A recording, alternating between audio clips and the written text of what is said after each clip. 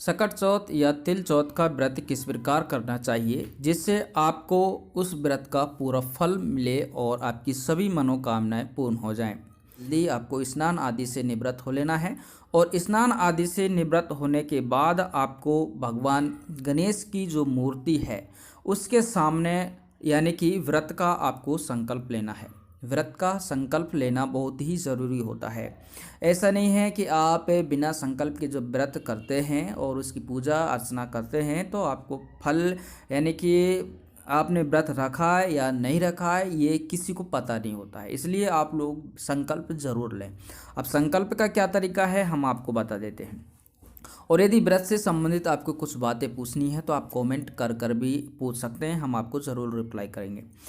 संकल्प लेने के लिए क्या है, आपको करना क्या है, मैं आपको जो बातें बता रहा हूँ वो आप लोग ध्यान से देखें। मैं आपको जो बता रहा हूँ इसमें कि आपको भगवान गणेश की मूर्ति यदि आपके घर में है तो उसको भी आप लोग स्वच्छ जल से यानी कि अपन कह सकते हैं यदि गंगा जल है तो और भी अच्छा है, नहीं तो आप लोग स्वच्छ जल से उसको स्नान कराएं और स्नान कराने के बाद आप लोग दीप जलाएं। दीप जलाने के बाद आप लोग भगवान गणेश को जो तिलक किया जाता है ये भी आपको बता देता हूँ। जो तिलक किया जाता है वो लाल सिंदूर से किया जाता है। तो आपको दीप बत्ती जलाकर उनके सामने अपने हाथ में अक्षत लेने, अक्षत यानी कि चावल लेने हैं और चावल लेकर और जल लेकर हाथ में भगवान गणेश के सामने आप लोग संकल्प लें। और किस प्रकार संकल्प लिया जाता है कि हे भगवान श्री गणेश, मैं आपको साक्षी मानकर आज सकट चौथ या तिल चौथ का व्रत अपने परिवार की सुख संपत्ति सुख शांति के लिए अपनी मनोकामनाएं जो हैं उनको आप बताएं उसके लिए कर रही हूं। आपकी कृपा से ये व्रत पूर्ण रूप से सफल हो। और जो आपने थोड़ा सा जल या अक्षत चावल हाथ में लिए उन्हें भगवान श्री गणेश को अर्पित कर दें और चौथ माता को मन ही मन आप लोग नमन करें। तो ये है आपके लिए संकल्प लेने का तरीका साधारण सा। इसके बाद आपका व्रत है जो चालू हो जाता है। और ध्यान रखें आप लोग दिन भर भगवान श्री गणेश के मंत्र का जाप करें, श्री गणेशाय नमः। और मन में किसी भी प्रकार की जो ग्लानि है, द्वेष भावना है वो ना लेकर आएँ, आपको 100% व्रत का फल मिलेगा। अब देखिए संध्या के समय यदि हम बात करें, आप लोग जब कथा सुनोगे तो कथा के समय भी भगवान श्री गणेश की मूर्ति को आपको स्नान आदि से निवृत्त कराकर लाल वस्त्र यानी कि जब आप चौकी बिछाते हैं तो उस पर लाल वस्त्र होना चाहिए और लाल वस्त्र पर भगवान गणेश की मूर्ति, चौथ माता की मूर्ति यदि हो तो आप चौथ माता की मूर्ति भी ले लें। वैसे व्रत के दौरान भगवान गणेश को ज़्यादा महत्व दिया जाता है, यानी कि जब आप व्रत की कथा सुनते हैं तब गणेश भगवान की पूजा ज़्यादा की जाती है। और इसके बाद चौथ माता की, तो आपको गणेश भगवान को लाल सिंदूर से सर्वप्रथम तिलक लगाना है। ध्यान रखना लाल सिंदूर से ही आपको तिलक लगाना है। इसके बाद आप भगवान गणेश को जो माला अर्पित करते हैं वो आपके लिए ध्यान रखना, या तो आप भगवान गणेश को गुड़हल के फूल बहुत ही प्रसिद्ध है, या तो गुड़हल के फूल आप लोग उनको अर्पित करें और गुड़हल के नहीं मिला तो आप लोग गेंदा के फूलों से माला बनाकर और गेंदा के फूल भगवान गणेश को आप लोग अर्पित कर सकते हैं। ये होती है। इसके बाद आपकी चौकी है जो पूरी कंप्लीट हो जाती है भगवान गणेश को बिठाने के बाद। इसके बाद आप लोग आराम से कहानी सुने और कहानी सुनने के बाद भगवान गणेश को आप लोग अर्पण क्या क्या करें।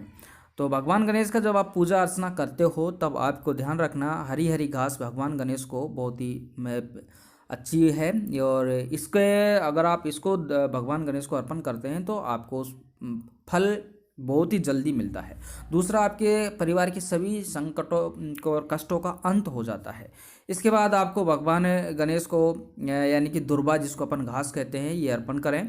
और तिल के इस दिन, क्योंकि ये तिल चौथ इसीलिए कहते हैं कि इस दिन गुड़ और तिल से बने लड्डू हैं जो भगवान गणेश को और चौथ माता को भोग लगाया जाता है, तो ये आप लोग उन्हें ज़रूर अर्पण करें। इसके बाद पूजा के दौरान ऐसी कौन सी गलती हैं जो आपको नहीं करनी है, इनका ध्यान रखना है कि पूजा के दौरान ऐसी कौन सी गलतियां हैं जिनके करने से हमें व्रत का फल नहीं मिलता है। और आप लोग सभी जानते हैं दिन भर हम भूखे रहते हैं और उसके बाद यदि व्रत का फल नहीं मिलता है तो कितना दुख होता है। इसलिए जो आपको विधि विधान बताया गया है वो आप लोग ज़रूर करें। आपको फिर से मैं बता रहा हूँ, यदि समझ नहीं आता सुबह स्नान आदि से निवृत्त हों, स्नान आदि से निवृत्त होकर भगवान गणेश की यदि मूर्ति आपके घर में है तो उसको भी स्वच्छ जल से स्नान कराएं। इसके बाद एक लाल वस्त्र चौकी लगाएं, उस पर लाल वस्त्र बिछाएं। उसके बाद भगवान गणेश को बैठाएं। इसके बाद गणेश भगवान के सिंदूर से तिलक करें। तिलक करने के बाद आपको करना क्या है, यानी कि जो माला है वो गणेश भगवान को अर्पण करें, फूल उनके चरणों में। ध्यान रखना गुड़हल या फिर गेंदा के जो फूल हैं वही अर्पण करें।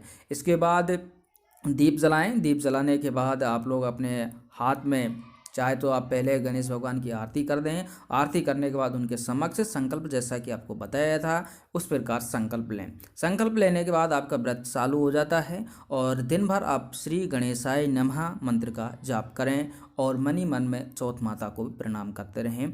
इससे आपको एनर्जी मिलेगी। ठीक है, इसके बाद हम बात करते हैं कि व्रत के दौरान आपको कौन कौन सी गलतियां नहीं करनी है, और यही जो प्रोसेस है आपको शाम को भी करना है। शाम को सभी महिलाएं इकट्ठी होकर जो व्रत की कथा सुनती हैं तो उसमें ध्यान रखना, जो आप चौकी बिछाएं चौकी पर लाल वस्त्र होना चाहिए, और अधिकतर मिट्टी का जो गणेश भगवान आप बनाते हैं उस मिट्टी के गणेश पर आपको जो कलाई डोरा है वो बांधना है। तिलक आपको सिंदूर उसी से करना है, और उस पर भी सर्वप्रथम जैसे आप कोई मिट्टी लेकर आते हैं उसका गणेश बनाते हैं तो उस पर भी आप लोग गंगा जल का छिड़काव जरूर करें। उसके बाद उसका जनेऊ धारण कर दें। जनेऊ धारण यदि नहीं करते तो उस पर कलाई डोरा आप लोग लगा दें।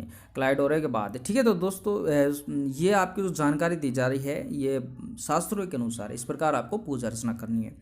अब व्रत के दौरान या पूजा के दौरान आपको क्या क्या नहीं करना है, वो जो गलतियां आपको कौन सी नहीं करनी है, सबसे पहले मैं आपको बता देता हूँ। ये जो आप फूल देख रहे हैं ये फूल भूल से भी आपको गणेश भगवान पर नहीं अर्पित करने हैं, क्योंकि ये जो फूल है इसका नाम मैं आपको बता देता हूँ। ये जो क्योंकि शिव परिवार के लिए इनको केतकी का फूल कहा जाता है। आपको पूरी जानकारी दी जा रही है, और व्रत से संबंधित कोई भी यदि आपको जानकारी लेनी है तो आप कमेंट बॉक्स में कमेंट जरूर करें।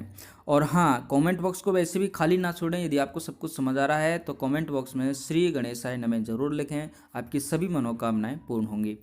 ये जो फूल आप देख रहे हैं ये केतकी के फूल हैं, और इनको भी कभी भी, क्योंकि इनका शिव परिवार से बहुत पुराना कह सकते हैं, एक तरह से दुश्मनी कह सकते हैं, इसलिए केतकी के फूल भगवान ना तो शिव को चढ़ाए जाते हैं और ना ही गणेश भगवान को चढ़ाए जाते हैं। ये आप लोग ध्यान रखना, वरना आपके व्रत का फल आपको नहीं मिल पाएगा।